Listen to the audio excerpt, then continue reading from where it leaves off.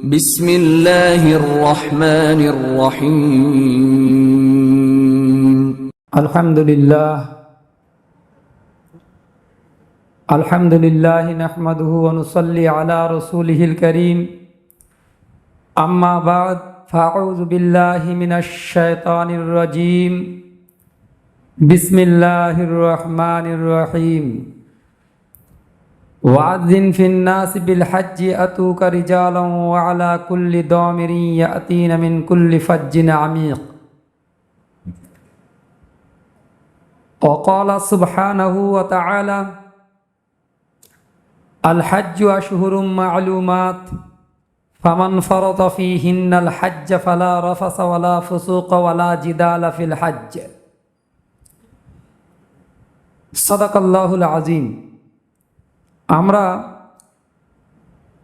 আলহামদুলিল্লাহ আল্লাহ পাকের শুকরিয়া আদায় করছি যে আল্লাহ পাক হজ্জের মোবারক মাস সমূহের মধ্যে আমাদেরকে আল্লাহ পাক উপস্থিত করেছেন। সেই মাসের মধ্যেই আমরা আছি, অর্থাৎ শাওয়াল, জিলকাদা, জিলহিজ্জা, এই 3 মাস হচ্ছে হজ্জের মাস।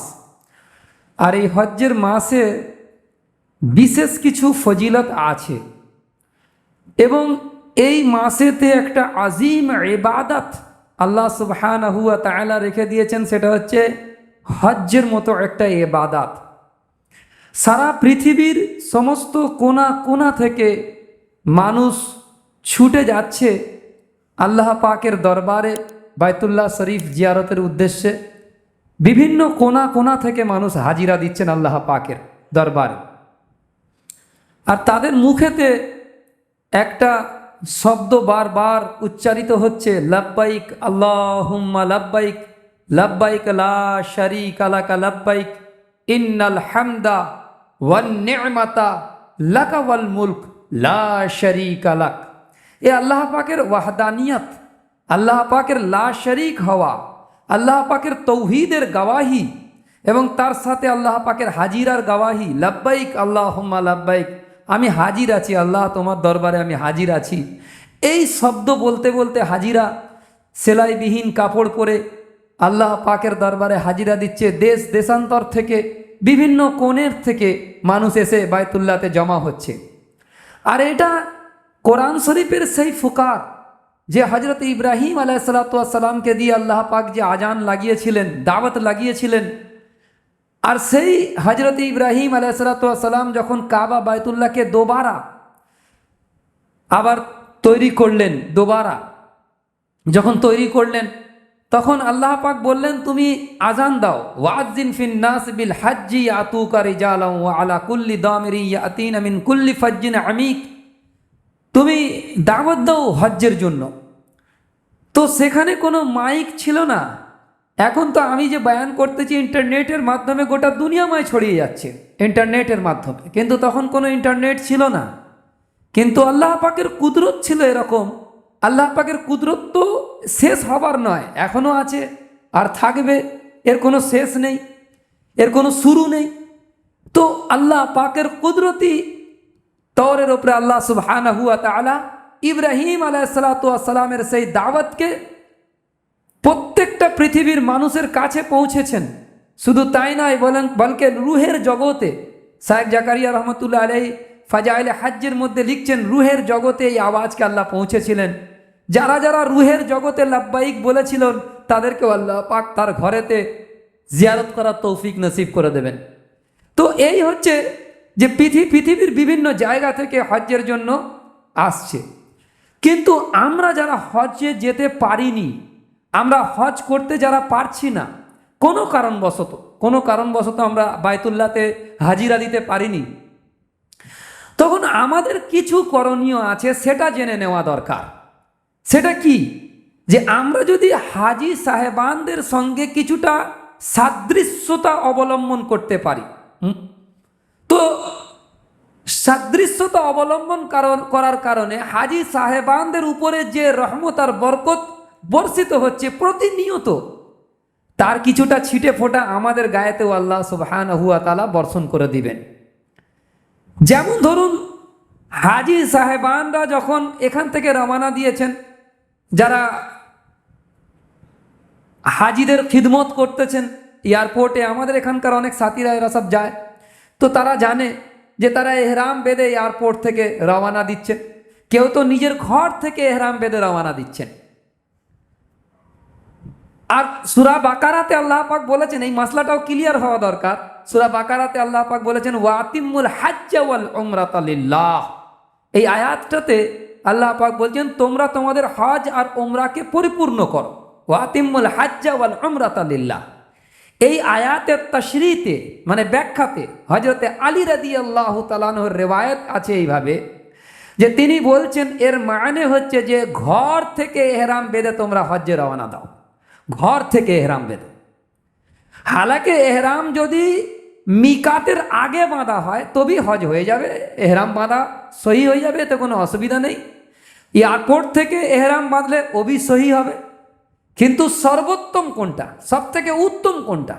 সব থেকে উত্তম হচ্ছে ঘর থেকে এহরাম বাঁধে যাওয়ার।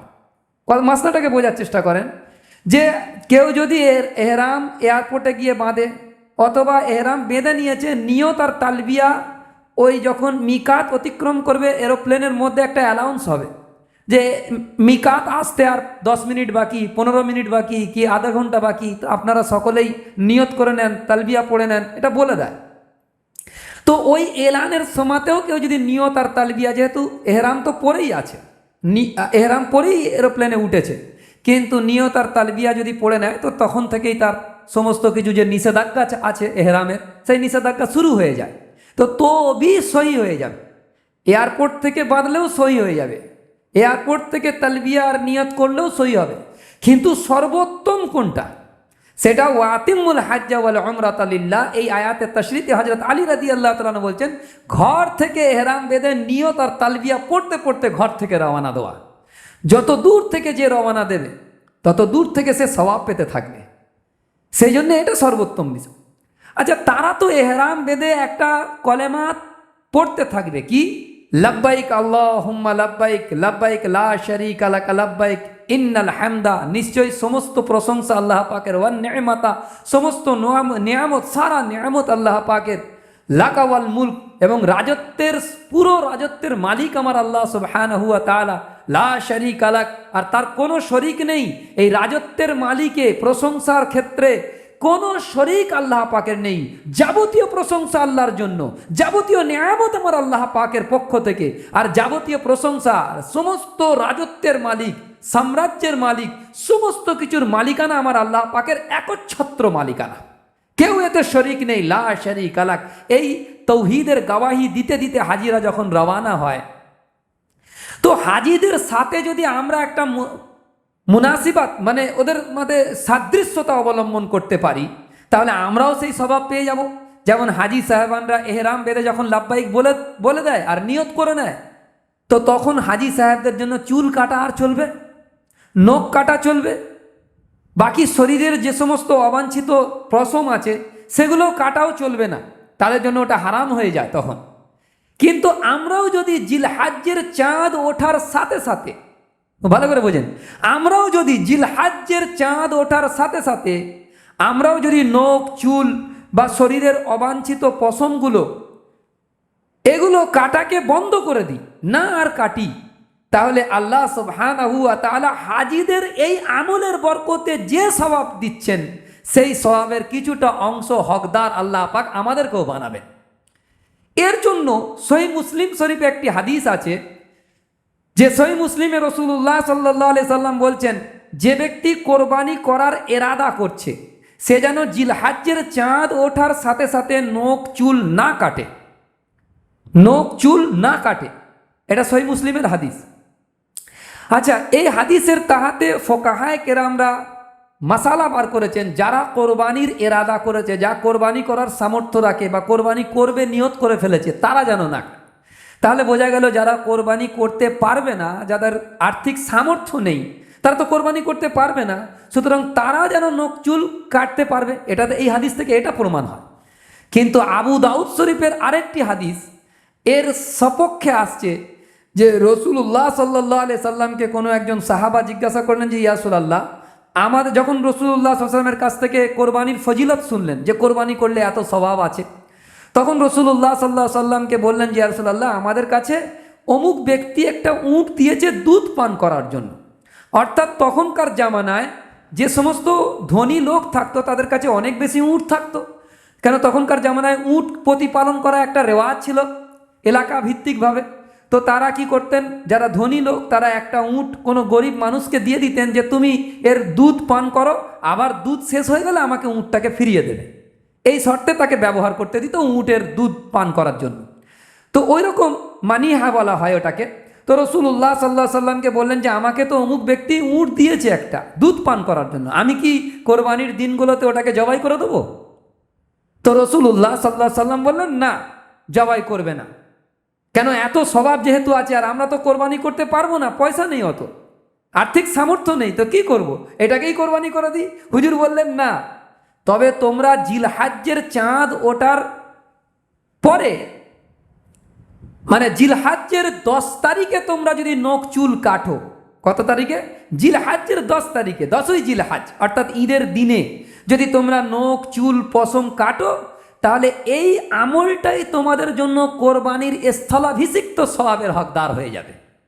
কোরবানি করতে পারিনি, কিন্তু নখ চুলটা যদি 1 তারিখ থেকে নিয়ে না কেটে 10 তারিখে কাটে, তাহলে এই আমলটা তার জন্য কোরবানির স্থলাভিষিক্ত, অর্থাৎ কোরবানি করলে যে স্বভাব হবে, এই নখ চুলটা না কাটার জন্য আল্লাহ পাক সেই স্বভাব তার আমল নামায় দিয়ে দেবেন। আবু দাউদ শরীফের হাদিস। আরও অনেক এরকম হাদিস রয়েছে সুফিয়ান সাউরি থেকে, বিভিন্ন কেতাবের মধ্যে, আল মোহাল্লা কেতাবের মধ্যে এসছে যে কোনো একজন মহিলা তার বাচ্চার চুল কাটতেছিল এই 10 দিনের মধ্যে। তখন উনি পাশ দিয়ে অতিক্রমকালে বললেন যে যদি 10ই জিলহাজ্জে এই চুলটা কাটতো কতই না উত্তম হতো। এই সমস্ত আসার ও হাদিসে নববী থেকে আমরা ইশারা পাচ্ছি যে যারা কোরবানি করতে পারছেন বা পারছেন না, উভয়েই যদি হাজি সাহেবানদের সাথে সাদৃশ্য অবলম্বন করার জন্য নখ চুল না কাটেন, তাহলে এটাই হবে আপনার কোরবানির স্থলাভিষিক্ত স্বভাব। এটা এখন কেন বলা হচ্ছে, এই জুমাতে বলা কেন হচ্ছে? যেহেতু আগামী জুমাতে আমরা ঢুকে যাব জিলহাজ্জের 10 তারিখের মধ্যেই ঢুকে যাব, মানে 2 তারিখ হবে বা 1 তারিখ হবে জিলহাজ্জে। ওই জন্য এই জুমাতে বলে দেওয়া হচ্ছে যাতে করে আপনারা আগামী বৃহস্পতিবার আসার আগে নখ চুল এবং শরীরের অবাঞ্ছিত পশমগুলোকে কামিয়ে ফেলেন, নখ চুলকে কেটে ফেলেন, যাতে করে ওই 10 দিনের মধ্যে আর কাটার প্রয়োজনীয়তা না থাকে। এই জন্যে এত অ্যাডভান্স বলা হচ্ছে কথাগুলোকে, যাতে আপনারা প্রস্তুতি নিতে পারেন এটা। আচ্ছা, তারপরে আরেকটা কথা হচ্ছে যে ওই 10 দিনের ইবাদতের ফজিলত সম্পর্কিত যে হাদিসগুলো আমাদের সামনে এসছে, ওই 10 দিনের ফজিলত, যে 10 দিনে ব্যাপারে কোরআন শরীফের মধ্যে এসছে ওয়াল ফজরি ওয়ালা ইয়ালিন আশর, আল্লাহ সুবহানাহু ওয়া তাআলা কসম উঠাচ্ছেন ফজরের ওয়াক্তের কসম, ফজরের ওয়াক্তের কসম। কোন দিনের ফজর? সাইকুল হিন্দ রহমাতুল্লাহ আলাইহি এবং তফসিরে মুজিহুল কোরআনে আসা আব্দুল কাদের দেহলভি রাহিমাহুল্লাহ তাআলা এই আয়াতের তাশরীতে লিখছেন যে কি, যে কোন দিনের ফজরের কসম উঠেছেন, আল ফজরি ওয়ালা ইয়ালিন আশর। এর মানে কি? এর মানে হচ্ছে জিলহজ মাসের 10 তারিখের ফজরের ওয়াক্তের কসম আল্লাহ উঠিয়েছেন, আর সেটা হচ্ছে কোরবানির দিন ইয়াউমুন নাহার, কোরবানির দিন ফজরের ওয়াক্তের কসম আল্লাহ উঠিয়েছেন। তারপরে কি বলছেন? ওয়ালা ইয়ালিন আশর, এবং 10 রাতের কসম উঠিয়েছেন। লাইল মানে রাত, 10 রাতের কসম উঠেছে। ওয়ালা ইয়ালিন আশর, আশর মানে 10 রাতের কসম। আর ওই 10 রাতটা কোনটে? আব্দুল কাদের রহমাতুল্লাহি তাআলা আলাইহি বলছেন যে ওই 10 রাত হচ্ছে জিলহাজ্জের 10 তারিখের আগের 10টা রাত। তার মানে একম জিলহাজ, প্রথম জিলহাজ থেকে নিয়ে 10ই জিলহাজ পর্যন্ত যতগুলো রাত অতিক্রম হচ্ছে, সেই প্রত্যেকটা রাতের কসম আল্লাহ উঠিয়েছেন। এবং ওয়ালা ইয়ালিন আশর ওয়া শাফঈ ওয়াল ওয়াতর, জোড় আর বেজোড়ের কসম। জোড় আর বেজোড়ের কসম বলতে, জোড় বলতে 10ই জিলহাজ, আর বেজোড় বলতে 9ই জিলহাজ বোঝানো হয়েছে। এ বি একটা মুফাসসিরিনদের মত আছে। বোঝা গেল অধিকাংশ জমহুর মুফাসসিরিনদের মতে যে ওয়াল ফজরি ওয়ালা ইয়ালিন আশর মানে ফজর 10 তারিখের, আর তার আগের 10টা রাতের কসম আল্লাহ উঠিয়েছেন। বোঝা গেল যে কসম উঠিয়েছেন এই জন্য যে এই 10 রাত আর 10ই জিলহাজ্জের ফজরের ওয়াক্ত এ বড় আহমিয়তের হামেল আল্লাহ পাকের কথা অনুযায়ী। এবং হাদিসে পাকের মধ্যে এসছে, সহিহ বুখারীতে হাদিস এসছে, হযরত ইবনে আব্বাস রাদিয়াল্লাহু তাআলা আনহু তিনি বয়ান করছেন যে রাসূলুল্লাহ সাল্লাল্লাহু আলাইহি সাল্লাম বলেছেন, মহান আল্লাহ তাআলার নিকট জিলহজ মাসের 10 দিনের ইবাদত অপেক্ষা অধিক পছন্দনীয় ইবাদত আর নেই। সাহাবা একরাম রিদওয়ানুল্লাহ আলাইহিম আজমাইন প্রশ্ন করলেন যে ইয়া রাসূলুল্লাহ, আল্লাহর রাস্তায় জিহাদ করা, তরবারি নিয়ে সিনা টান করে আল্লাহর রাস্তায় জিহাদ করাও কি এর সমকক্ষ নয়? হুজুর পাক সাল্লাল্লাহু আলাইহি সাল্লাম বললেন যে না, এই জিহাদ করাও এর সমকক্ষ নয় যে ব্যক্তি এই জিলহজ্জের 10 দিনে ইবাদতের মধ্যে লিপ্ত আছে। তখন রাসূলুল্লাহ সাল্লাল্লাহু আলাইহি সাল্লাম বলছেন যে না, জিহাদ করাও এর সমকক্ষ নয়। তার মানে জিহাদটা হতে হবে ওই 10 দিন ছাড়া অন্য কোনো দিনে, অন্য কোনো দিনে। ওই 10 দিনের মধ্যে জিহাদ করলে তো ওবি তো একটা বহুত বড় আহমিয়াতের হামিল হয়ে যাবে। কথা ভালো করে বুঝবেন। তো তখন রাসূলুল্লাহ সাল্লাল্লাহু আলাইহি ওয়াসাল্লাম বলছেন, হ্যাঁ, তবে যে জেহাদের জন্য জান আর মাল নিয়ে আল্লাহর রাস্তায় জেহাদ করতে চলে গিয়েছে, এর কোনোটাই নিয়ে ফিরে আসেনি, অর্থাৎ তার শাহাদাত নসিব হয়ে গিয়েছে, শহীদ হয়ে গিয়েছে, সেই ব্যক্তি ব্যতিক্রম, মানে তার ইবাদত আল্লাহর কাছে এই 10 দিনের ইবাদতের থেকেও বেশি উত্তম। যেহেতু জান সব থেকে মেহবুব, আর সে জানকে আল্লাহর রাস্তায় খইয়ে দিয়েছে, জানকে আল্লাহর রাস্তায় দিয়ে দিয়েছে, সেই জন্য, এবং মালকে আল্লাহর রাস্তায় দিয়েছে। যখন জান দিয়েছে তো মাল নিয়ে ফেরত আসার তো কোনো প্রশ্নই আসে না। তো জান দিয়েছে মানে মালও আল্লাহর রাস্তায় খরচ হয়ে গিয়েছে, চলে গিয়েছে। তো এই ব্যক্তির ইবাদত শুধু ভিন্ন, বাকি কেউ এর মোকাবেলায় নেই যে এই 10 দিনে ইবাদত করে। এটা কোথায় কোথায় আছে যে এটা, এই হাদিসটা বর্ণনা করেছে ইমাম বুখারী রহমাতুল্লাহ আলাইহ, ইমাম তিরমিজি, আবু দাউদ, ইবনে মাজা এবং তাবরানি তার কবিরে অন্য শব্দে নকল করেছেন। শব্দটা কি? যে রাসূলুল্লাহ সাল্লাল্লাহু আলাইহি সাল্লাম বলছেন, আল্লাহ তাআলার কাছে জিলহজ মাসের 10 দিনের চেয়ে ইবাদত উত্তম আর কোনো প্রিয় ইবাদত নেই। অতএব তোমরা এই দিনগুলোতে অধিক পরিমাণে সুবহানাল্লাহ, আলহামদুলিল্লাহ, লা ইলাহা ইল্লাল্লাহ, আল্লাহু আকবার পাঠ করতে থাকো। এই হাদিস থেকে স্পষ্ট হচ্ছে। বাইহাকি এটা তাবরানি তার আর কবিরে লিখেছে এই কিতাবের মধ্যে, যে হাদিসটা নকল করেছে যে এই দিনগুলোতে বেশি বেশি সুবহানাল্লাহ, আলহামদুলিল্লাহ, লা ইলাহা ইল্লাল্লাহ, আল্লাহু আকবার। কেন আল্লাহু আকবার বলাটা এই দিনগুলোতে বহুত আহমিয়াতের হামিল রাখে। কেন? এই জন্যে যে কিছু ইবাদত আছে, কিছু সময়ের জন্য খাস আর মখসুস করেছে আল্লাহ পাক।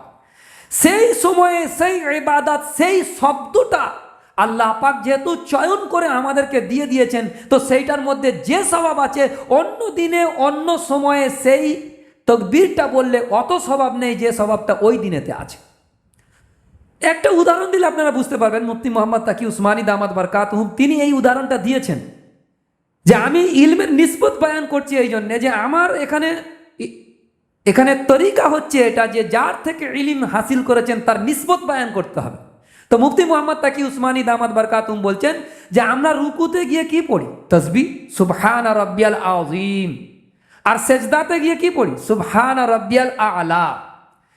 মানের দিক থেকে সুবহান দুটো তো একই, আল্লাহর পবিত্রতা বয়ান করা হচ্ছে রুকুতে, আল্লাহর পবিত্রতা বয়ান করা হচ্ছে সেজদাতে। কেউ যদি বলে যে না আমি সেজদাতে গিয়ে সুবহান রাব্বিয়াল আযীম বলবো, রুকুতে গিয়ে সুবহান রাব্বিয়াল আ'লা বলবো, তো বলা হচ্ছে যে এখানে যে রুকুতে সুবহান রাব্বিয়াল আযীম বলাতে যে আসরিয়াত আছে, যে সওয়াব আছে, যে ফলসফা আছে, যে যুক্তি আছে, সে আল্লাহ পাকই ভালো জানেন। ওই জন্য আল্লাহ পাক তয় করে দিয়েছেন রুকুতে এই তাসবিহ আর সেজদাতে এই তাসবিহ, তার আসরিয়াত, তার সওয়াব সেটা আল্লাহ পাকই ভালো জানেন। ঠিক অনুরূপভাবে এই জিলহজ্জের 10 দিনগুলোতে আল্লাহ পাকের বড়ত্ব বয়ান করার মধ্যে যে সওয়াব আছে, যে ফলসফা, যে যুক্তি আছে, সেটা আল্লাহ পাক ভালো জানেন। এর মধ্যে যে সওয়াব, সেটা বছরের অন্য কোনো দিন এই সওয়াব হাসিল নেই। এই জন্যই সহিহ বুখারীতে ইমাম বুখারী রহমাতুল্লাহ আলাইহি বাব পেতে নিয়ে এসছেন যে হযরত আব্দুল্লাহ ইবনে ওমর রাদিয়াল্লাহু তাআলা আনহু, আবু হুরায়রা রাদিয়াল্লাহু তাআলা আনহু, এনারা এই দিনগুলোতে, আর কয়েকজন সাহাবীর নাম ওনারা লিখেছেন, তাবেঈনদের নাম লিখেছেন ইমাম বুখারী রহমাতুল্লাহ আলাইহি। আমি গত বছরে পড়ে শুনিয়েছিলাম, সম্ভবত আমার যতটুকু মনে পড়ছে।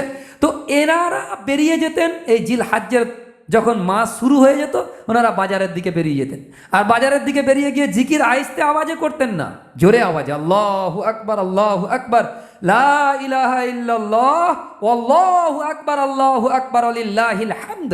এই তকবীর পড়তে পড়তে বাজারে ওঠা বসা চলা ফেরাতে এই তকবীরকে জারি রাখতেন, যাতে করে অলি গলি পুরো এই 10 দিন যেন এই তকবীর দিয়ে মানে আওয়াজ যেন আকাশে বাতাসে মুখরিত হতে থাকে। আল্লাহু আকবার লা ইলাহা ইল্লাল্লাহ আল্লাহু আকবার লিল্লাহিল হামদ।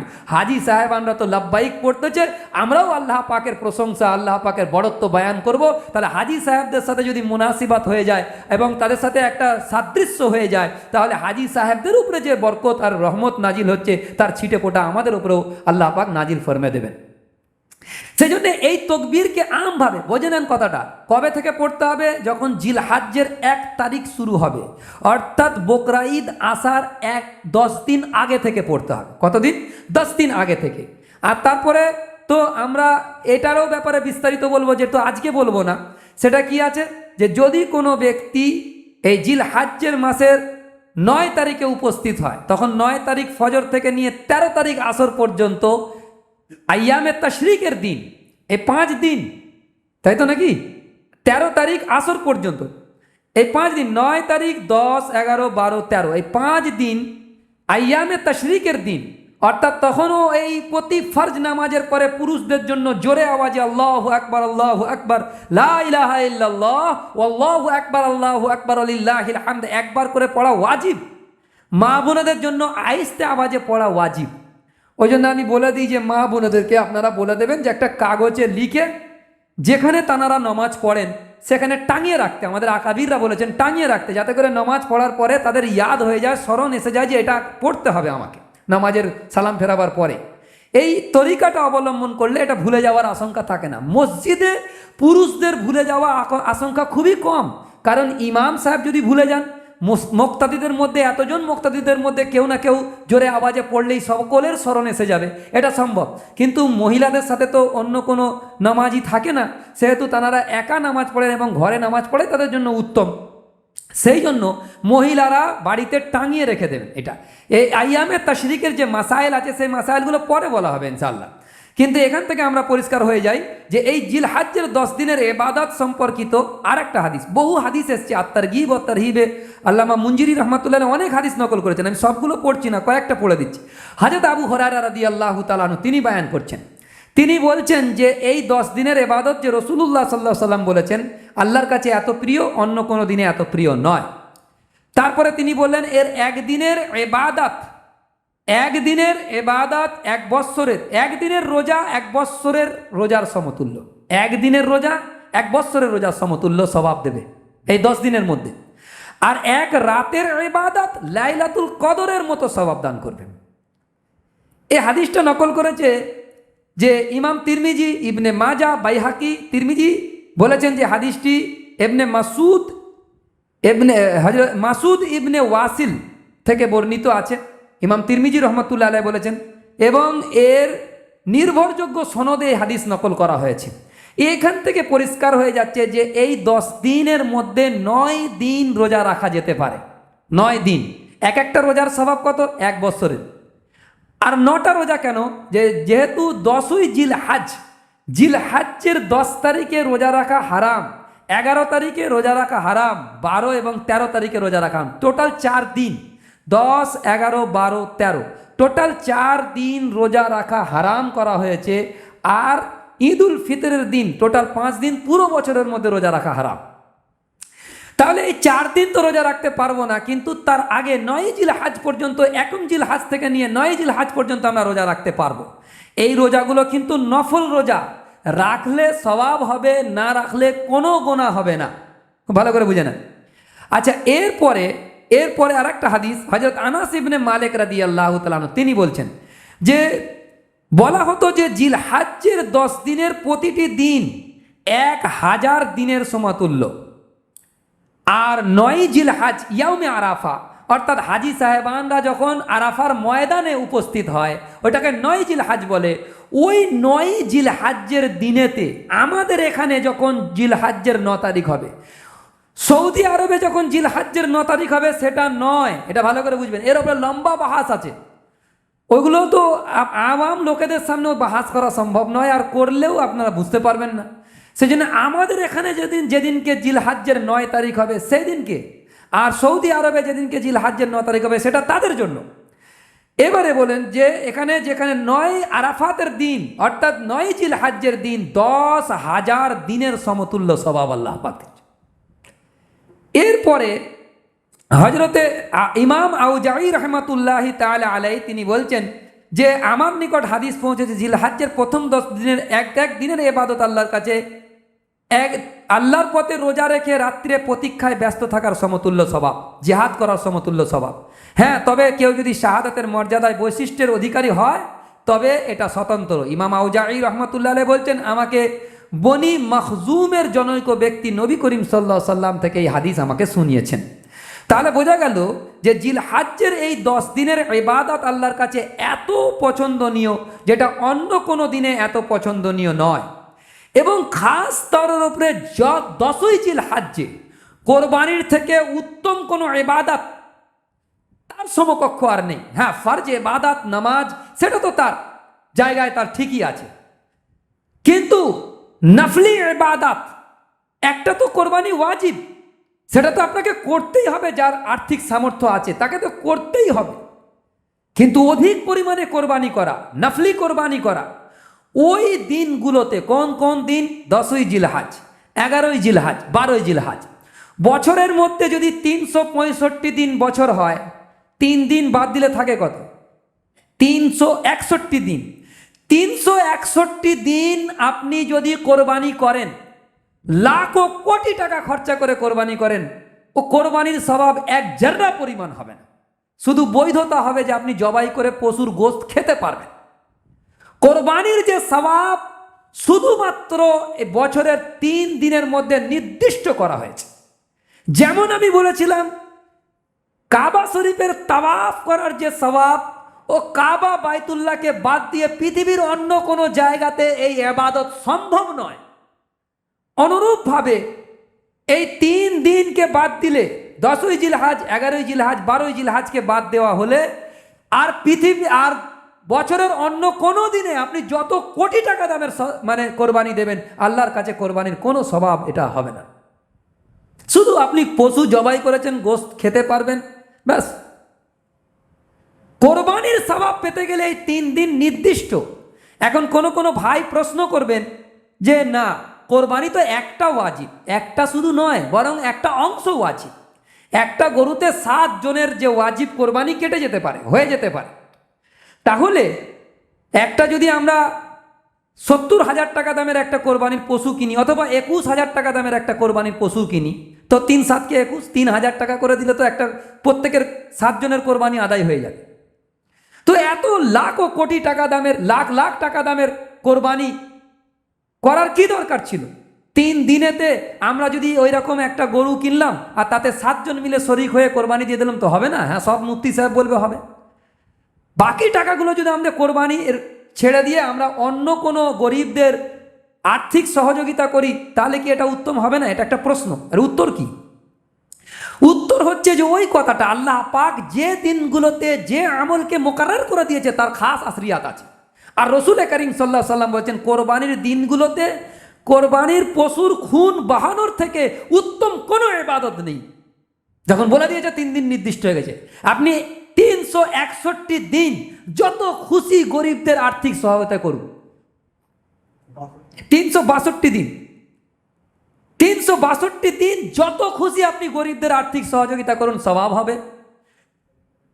ইসলামিক ক্যালেন্ডারে কম হবে। যাই হোক, আমি একটা বোঝাবার জন্য বলছি, ওই 3 দিনকে বাদ দিয়ে বছরের যতগুলো দিন আছে, আরবিতে যতগুলো দিন আছে, সব দিনগুলো আপনি আর্থিক সহযোগিতা করুন গরিবদের, স্বভাব হবে। কিন্তু কোরবানির দিনগুলোতে রাসূলুল্লাহ সাল্লাল্লাহু আলাইহি ওয়াসাল্লাম বলছেন কি, যে কোরবানির পশুর খুন বহানোর থেকে উত্তম কোনো ইবাদত নেই। হাদিস পরিষ্কার। তখন বোঝা যাচ্ছে যে এই দিনগুলোতেই শুধু আপনি কোরবানি করবেন, অন্য দিনগুলোতে আপনাকে বলা হয়নি। অন্য দিনগুলো আপনি যেটা উত্তম মনে করছেন, অর্থাৎ গরিবদের সদকা করা, তাদেরকে আর্থিক সহযোগিতা করা, সেটা তখন করতে থাকুন, সারা বছর পড়ে রয়েছে। কিন্তু এই 3 দিন খাস ইবাদত, খাস ইবাদত। আর যদি তাই হতো, দেখেন রসুল্লাহ সাল্লাল্লাহু আলাইহি ওয়াসাল্লাম একটা ওরকম কোরবানির উট জবাই করে দিতে পারতেন, মানে কোরবানি করতে পারতেন। হুজ্জাতুল বেদাতে রসুল্লাহ সাল্লাম নিজে হাতে 63টা উট কোরবানি করেছেন, বাকিগুলো হজরত আলী রাদিয়াল্লাহু তাআলা আনহু। এই হাদিস আপনাদেরকে একদম তলোয়ারের মতো লটকে থাকবে যারা এই প্রশ্ন করে। এই হাদিস এমন একটা হাদিস যে স্পষ্ট সমস্ত সিরাতের কেতাবে রয়েছে যে রসুল্লাহ সাল্লাল্লাহু আলাইহি ওয়াসাল্লাম নিজে হাতে 63টা উটকে কোরবানি করেছেন। 63টা উট কেন? একটা করতে তো সম্পদ অপচয় হয়ে গেছে, নাউজুবিল্লাহি মিন যালিক।